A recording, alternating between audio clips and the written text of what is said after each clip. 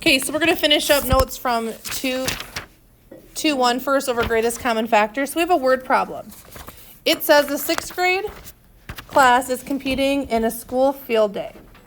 There are 32 girls and 40 boys who want to participate. Each team must have the same number of girls and the same number of boys. What is the greatest number of teams that can be formed, and how many boys and how many girls will be on each team? So the easiest way is to just use the box method, okay? So I can pull out factors until I can't pull out any more. It's easy if you find the largest, but you can work step by step. So I know that 8 goes into 32, right? How many times? 4. 8 goes into 40 how many times? 5. So our greatest common factor is 8, right? Yes. So it'd be 8 teams. Okay, the 32 represents girls, so how many girls are going to be on each team? 4. With 4 girls and 5 boys. Good. Now this will be a good review with us. This is the one we kind of struggled with, the distributive property. Again, the box method makes complete sense. I'm going to divide by 9 because 9 goes into both these numbers. 9 goes into 27 3 times, right? And 9 goes into 18 2 times. Now this is how we set it up. We have 9 times 3 plus 2, right? 9, and then we have our 3 plus 2 down here. That's the distributive property. That's the one we're struggling with. It's telling you your factors right down here, okay? So really this is 9 times 5, right? Or 45. Does that make sense what we're doing? Okay, let's do the same thing here. What goes into both 120 and 36? 6. Okay. 20 times and 6 times. Uh-oh, what do you notice? What still goes in there? 2. 2 goes in there 10 times. 2 goes in there 3 times. So what really is our greatest common factor? 12. So 12 times, what do I have in my parentheses? 10 times 10 plus 3. Right here it is. 10 plus 3. So I really have 12 times 13, or what? 10 plus 3. 12 times 10 plus 3. 12 times 13. What is 12 times 13 though? What's your answer? 36. No. 156. Good job. Okay. Now, what goes into both 9 and 35? 2. No, 3. No. Just 1, right? Yeah. So that one we can't do anything. We would just have 1 times 9 plus 35, or 1 times 44, which is 44. Do you see how the distributive property works? A little bit better? Okay, let's go ahead and do our notes for lesson 2 then. Okay, so 2 notes is the least common multiple. So the least number other than 0 that is a multiple of all the numbers. And that's what you write on the blank. Least common multiple. Okay, so we're going to find it by listing the multiples. So we're going to list the multiples of 6 and 8. So we don't do 0. So we go 6 times 1 is 6. 6 times 2 is 12. 18, right, times 3. 24. 30. 36. And 42. Let's stop there for now. Okay, now let's list the multiples of 8. 8 times 2 is 16, times 3 is 24, times 4 is 32, times 5 is 40, and then it's 48. So I think we can stop there. So the least of our common is 24. So the least common multiple of 6 and 8 is 24. Do you see when we're doing multiples, we're multiplying, and factors we were dividing? Okay, don't confuse those. It's right in here. Multiples, you are multiplying. Okay, Parker? For factors, can you times 2 to check the answer? Yep, you sure can. So now we're going to do it using the factor tree. So we're going to factor using the factor tree that we just did, right? So 6 factors into 2 times 3, right? Now that's prime. So then we'll factor 8. 8 factors into 2 times 4. And then 2. And what's 4 factor into? 2. 2 times 2, right? So the prime factorization of 6 is 2 times 3, right? Here's my prime factorization of 6. And here's my prime factorization of 8. 2 times 2 times 2. Now, to find the multiples, we have to use them all where they occur the most. Okay? So 2 occurs the most on my second one, right? So it occurs 3 times. And then 3 occurs only once. So for our least common multiple, it's going to be 3 times 2 times 2 times 2. Or 6 times 2 is 12 times 2 is 24. Parker, excuse me. The rule for the factor tree is to use all factors where they occur the most. So for example, I didn't use the 2 on the first one because that wasn't the most. Pay attention, you guys. All factors where they occur the most. Where, they occur the most. So I didn't use this 2 because it wasn't the most, and there was no other 3, so I had to use the one that was just once. Why can't I not erase this? What? That's 2 right there. It's where, but I messed up, and I can't, there we go. This should be where they occur the most. Okay? So that's the factor tree way. The last method is the box method, okay? So again, I write my numbers, 6 and 8, right? And I pull out common factors. What's common to both 6 and 8? 2. So I get 3 and 4. Can I pull out anything else? No. Your least common multiple is multiplying all these numbers. So you're going to multiply everything down and to the side, outside the box. So 2 times 3 times 4 gives me 24. So those are same numbers, and we did it 3 different ways. So you're going to use the method that you like the best on your assignment, but on our notes, we're going to practice all of them. Okay? So on the first one, we have to list the first 5 multiples of each number. So we can't use 0, so what would be the first multiple of 4? 1. No, 4 times 1 is? 6. 4. 4 times 2 is? 8. 4 times 3?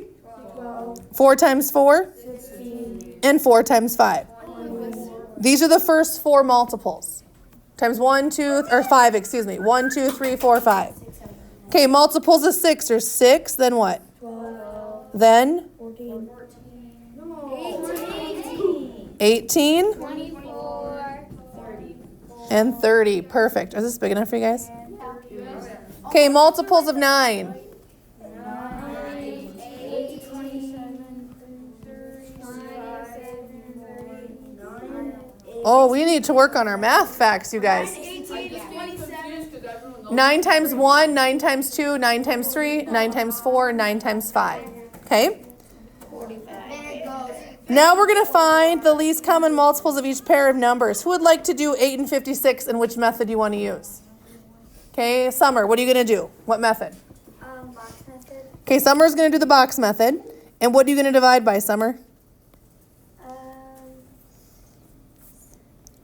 What goes into 8 and 56? 4. Okay, and you get what? 2. And We have to do it the way you're showing it up there. you can do it however you want on your notes. Or you can write down what I'm doing, or you can do it your own way.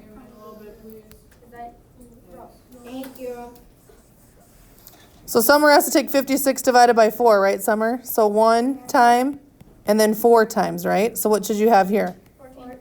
Good. And then if you divide again, what still goes in the 2 and 14? 2. So I get, 1 and 7. oops, I was dividing by 4. 1 and 7. So to find her least common multiple, she has to multiply these outside numbers. 4 times 2 times 1 times 7. So her least common multiple is what, Summer?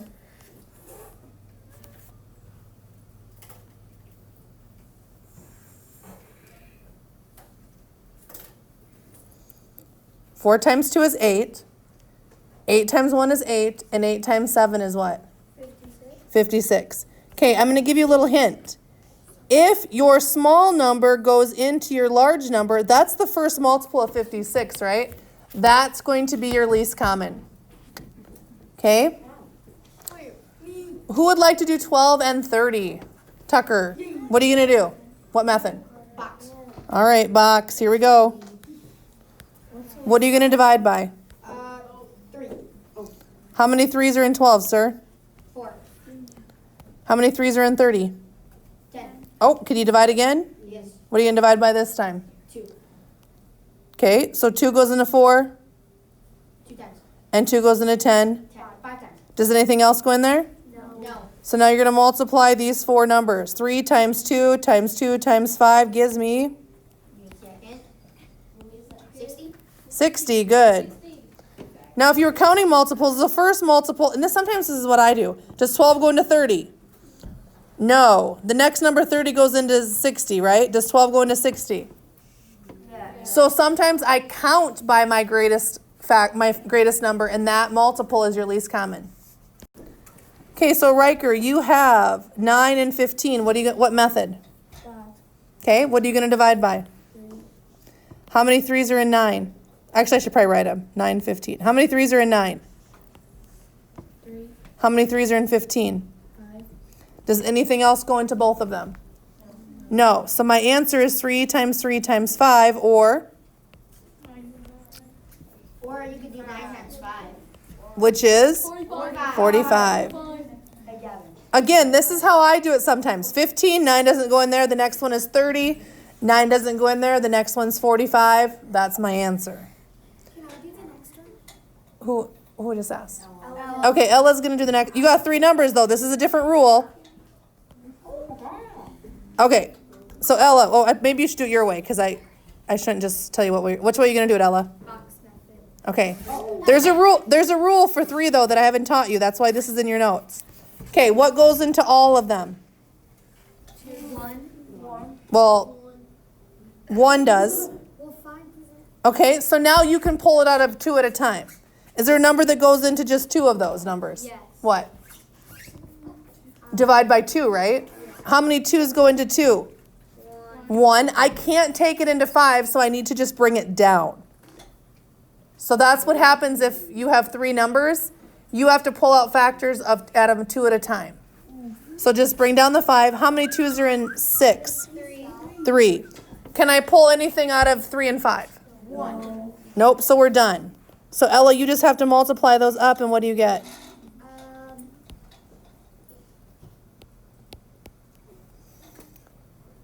30. 30. Good job. Okay? I keep adding them instead of times them, though. Got to multiply them because they're factors. To get your multiples, you need to multiply. Okay, the word problem, it says every 9th visitor to a restaurant, you receive a free beverage. Every 12th visit, you receive a free appetizer. If you visit the restaurant 100 times, on which visit will you receive a free beverage and a free appetizer? And at which beverage would you first receive a free beverage and a free appetizer? You're confusing me. I'm so sorry.